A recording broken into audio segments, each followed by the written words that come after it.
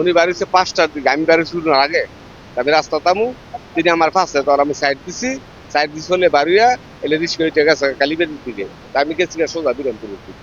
তো আমার বেফর তুমি বারো রব্বের কারখানা যায়, এলে আন্ডার যায় ধরলে গেছে গা। তো আমি বাজার গিয়ে বাজার করিয়া ৭টার পরে বাদ গেছি। যাওয়ার পরে আমার স্বাস্থ্য ভাই আছে, তার লগে গিয়ে আমি রাস্তা নিয়ে কথা করতেছি, এতে একটা ফোন গেছে এলের নাম্বারে, কালীবাড়ি একটা নাম্বারে ফোন যাওয়ার পরে কইতেছে অসুস্থ বা খুব খারাপ অ্যাক্সিডেন্ট করছে, কোনো ইয়ে নছিল আপনার তাড়াতাড়ি যান, সদর আছে। তখন আমি লেখাপড়া গেলাম কেরাই বলছি মজুরের অবস্থা খারাপ, তাড়াতাড়ি যাইতে হইতো। তখন আবার আমরা লগে লগে কালি পেতেছি, কালি পেতে লগে লগে জানাইছি। আওয়ার পরে আইয়া দিয়ে এলের অবস্থা এই অবস্থা। উনি শরীরের আঘাতে পাইছি, তিনি অ্যাক্সিডেন্ট করতেন।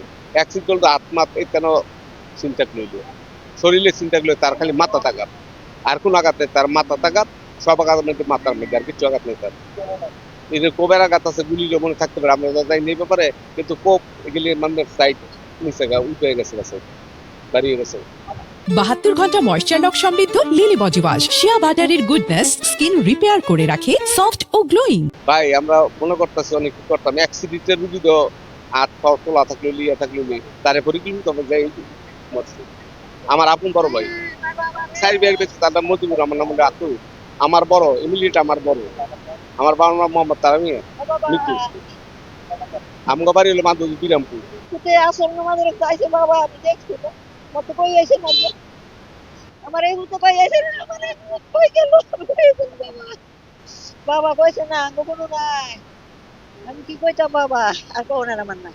সারা দিন সব সব বাবা ছেলেরা হাতের করে ভাই বাতিজার সবচেয়ে আমাদের করে। আমি বলো তাই না যাতা হইয়াছি গা, বাবার কথা হই না, আমি যাতে হইয়াছি বাবা। আমার সংগঠনের সভাপতি বলল যে আপনার ভাই মজিবরে অ্যাক্সিডেন্টে মারা গেছে, ধনা মজিবুরতে আসলো, আই যে চেঞ্জের মধ্যে লেখটা, তখন চেঞ্জে আমি নামাইলাম, নামাই এবং তো আমি এমনি আছি, আমি মেডিকেল তো নামাইছি। আমার ছোটো ভাই, আপন ছোট ভাই আপন না, উনি আসলে আমার সাথে সঙ্গ দিত।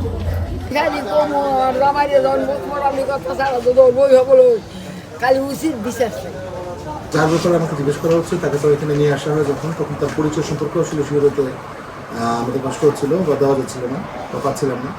তো আমরা তার শরীরে কয়েক জায়গাতে একটু আঘাত পাই, কিন্তু সে অজ্ঞান অবস্থায় ছিল। তো আমরা এখানে আসার পরে কাগজে কলমের যে আইনি প্রক্রিয়াগুলো আছে, যতটুকু পেরেছি আসলে তার লোকজন তো কোনো উপস্থিত না থাকলেও আমরা শুরু করে দিয়েছিলাম।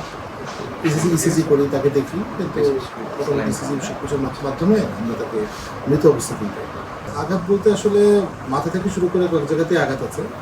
আঘাতের ধরন এবং বিস্তারিত আসলে পোস্টমর্টেম বা অন্যান্য বিষয় যদি করার প্রয়োজন হয় বা করা হয়, বা ওগুলোর মাধ্যমে তো আরও বিস্তারিত জানা যাবে।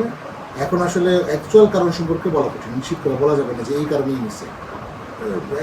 একাধিক রকম কারণে নিতে পারে, আসলে যে কোনো বিষয় নিতে পারে, কোনো কারণে নিতে পারে।